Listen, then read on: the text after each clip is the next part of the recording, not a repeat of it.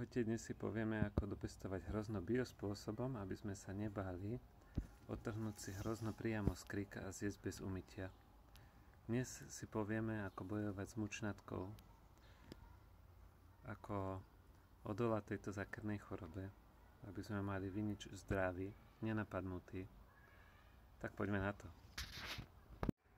Ako hlavná zložka na boj proti mučnatke u nás doma sa používa hydrogenuhličitan draselný a 12% jód z lekárne.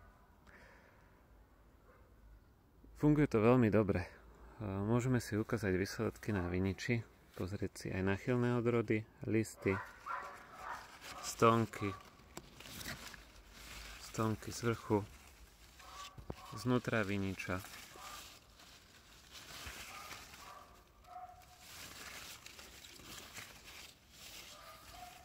Môžeme si pozrieť aj náchylnejšiu odrodu, strapec. Krásne čistý, vinič je nádherný. Nejaké náznaky mučnatky sa tu neobjavujú. Počítam, že to funguje na 99,5%. Veľmi dobré výsledky sú. Listy sú nádherné. Testoval som dosť veľa druhov, dajme tomu asi 30 druhov som týmto spôsobom testoval a mučnatka sa mi naozaj 99,5% neobjavuje. By som povedal, že sú až nadpriemerné výsledky. Dobré sú, dobré. Vinič je krásny, zdravý. Teraz môžeme prejsť a ukážem vám, ako vyzerá ten hydrogenuhličitan draselný. To je čistá draselná jedlá sóda, draselná bikarbóna, bikarbóna draselný, hydrogenuhličitan draselný.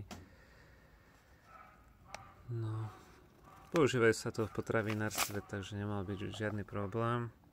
A tu mám ten jód, nejaký poľský výrobok, to je jedno, hlavne aby to bol jód. Dobre, teraz si pozrieme hrozno, ktoré nebolo striekané. Absolútne žiadnym postrekom. Hrozno, ktoré mi vychádza zo skleníka. Takže pozrieme si listy. Konáre napadnuté mučnatkou. Veľmi silno napadnuté. Dá sa povedať, že mučnatko to už decimuje pomaličky. Aj perenospora, aj mučnatka. Ale základ je uniknúť aspoň tej mučnatke, lebo tá dokáže obaliť komplet všetko a hrozno je nejedle potom.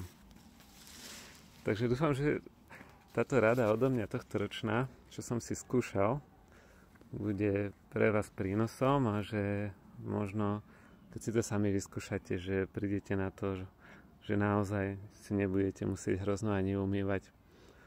A je to naozaj super takto dopestovať hrozno čisto a zdravo. Tak sa teším z výsledkov a budem rád, keď to bude baviť aj vás. A ešte si ukážeme nejaké výsledky na pár viničoch. Ako sme sa dokázali zbaviť mučnatky tento rok. S hydrogenuhličitanom draselným a jódom. Ukážeme si výsledky hrozna. Konárov, listov. Je to naozaj nádhera. Myslím si, že týmto spôsobom nikto nebude mať už problém teraz s mučnatkou. Len treba zabojovať a postriekať to vlastne. Po kvitnutí dáme posledný postriek nejakým špeciálnym prípravkom, napríklad tým Dinali na mučnatku. Dáme profiler na perenosporu a potom už budeme používať do konca sezóny hydrogenuhličitan draselný s jódom. Raz za 2 týždne poctivo to s tým vystriekame. A nebudeme mať žiadny problém už.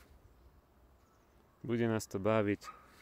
Hrozno budeme mať zdravé. Budeme si môcť odtrhnúť, zjesť. Hrozno je vynikajúce, sladučka, nemusím si ho umývať, to je základ.